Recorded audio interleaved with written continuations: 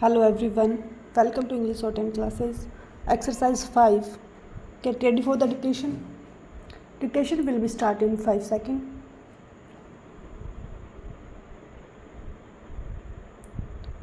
Infrastructure development is the very backbone of any strategy aimed at achieving higher growth and large-scale employment generation. However, an unfortunate impression gained ground after the first phase of liberalization that the government will have less and less to do with infrastructure development. As a result, a slowdown has taken place in investments in this vital area of the economy.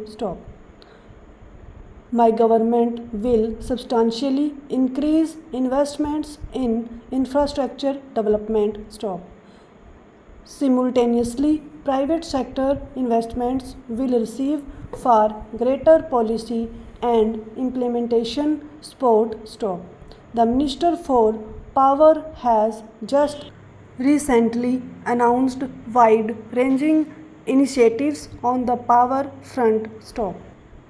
My government will take firm decisions and also support firm decisions of state governments to bring financially viability to the power sector. The state electricity boards are bankrupt and need restructuring. The drain on internally raised resources has to stop. In this regard, the country should take note of the bold but painful steps the Andhra Pradesh Chief Minister has taken to guard and raise the viability of power generation and distribution in his state. We also support in this regard the initiatives of the Odisha government. Delays in implementation have been the bane of infrastructure projects in India.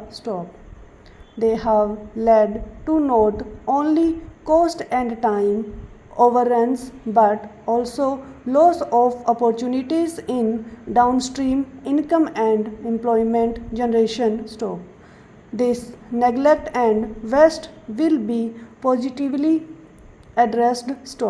Towards this end, the Prime Minister's office will directly monitor all projects capitalized at more than rupees 100 crore each in the areas of power, roads, bridges and dams, irrigation, telecommunication, oil and energy, railways, ports and airports.